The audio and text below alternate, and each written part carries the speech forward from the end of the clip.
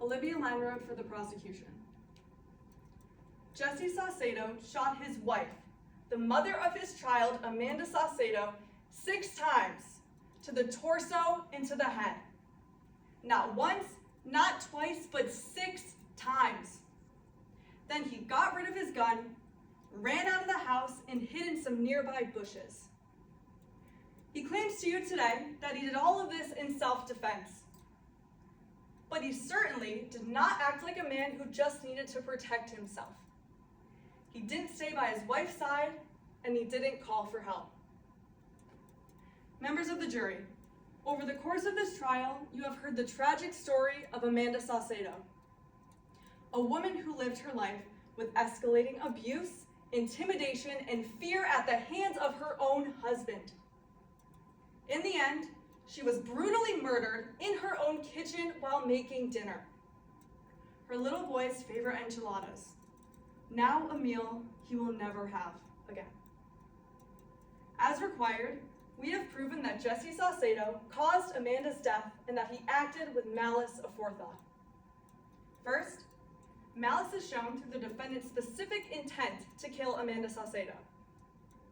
On July 1st, 2025, the defendant came home angry and intoxicated in a household where everyone knew what that meant. The witnesses you heard from told you that when the defendant drank, he became mean, volatile, and aggressive. People learned to keep their distance. That night, the defendant went into the bedroom and watched a video revealing Amanda's affair. In a healthy relationship, discovery of betrayal might lead to an argument or separation. In an abusive relationship, it leads to escalation. And instead of leaving the situation to cool down, he got his gun, loaded it, and deliberately brought it into the kitchen. Now, he has told you that his only intention with the gun was to use it to scare her. But if that's true, ask yourself, why did he load it? You have seen the gun used in this case.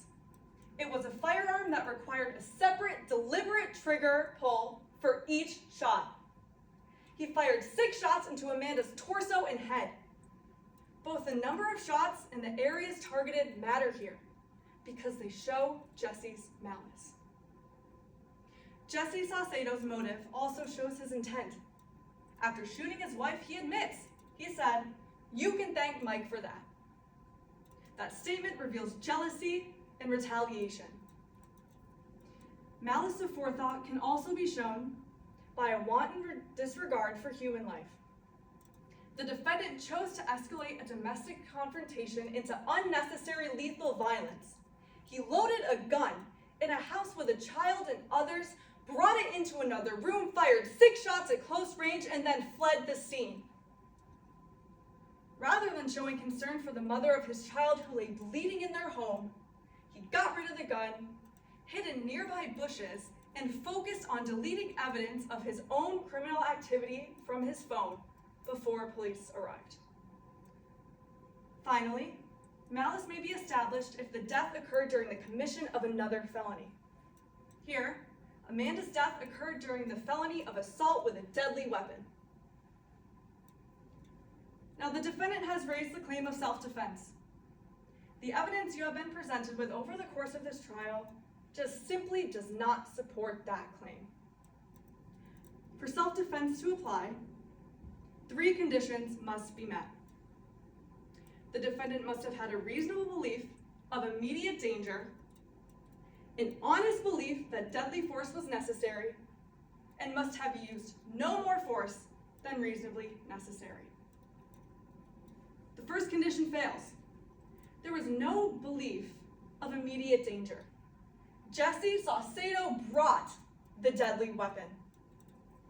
This was an established domestic violence situation, and if anyone had reason to believe that they were in immediate danger, it was Amanda, not the defendant. Amanda was cooking dinner, not fighting. Jesse Saucedo brought the gun. Second condition also fails. There was no honest belief that deadly force was necessary. Again, if the defendant only wanted to scare Amanda, loading the gun makes no sense.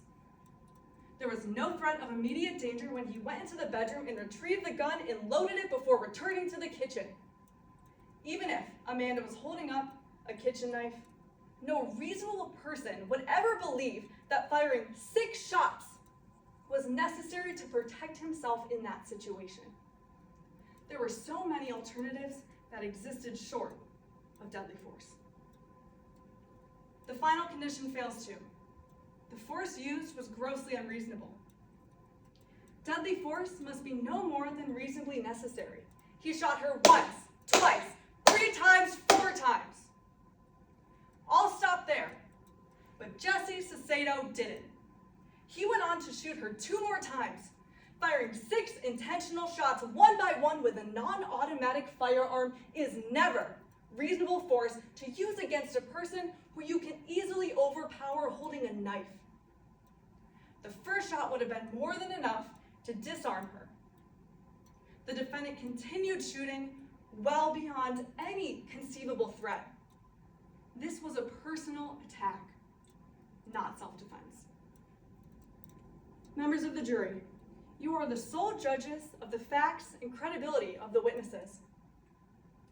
The defense presented witnesses with significant credibility issues.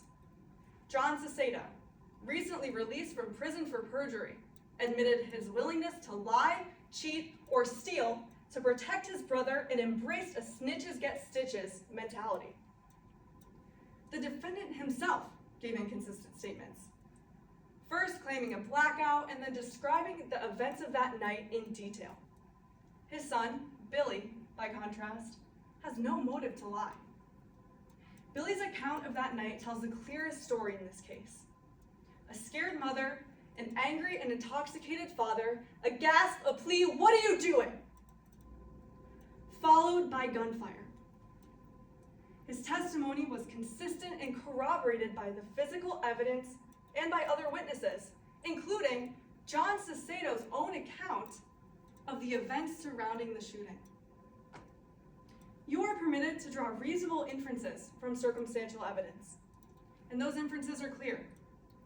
Loading a gun shows intent. Leaving the room to retrieve and load it before returning to the kitchen shows deliberation. Firing 6 shots shows passion and persistence.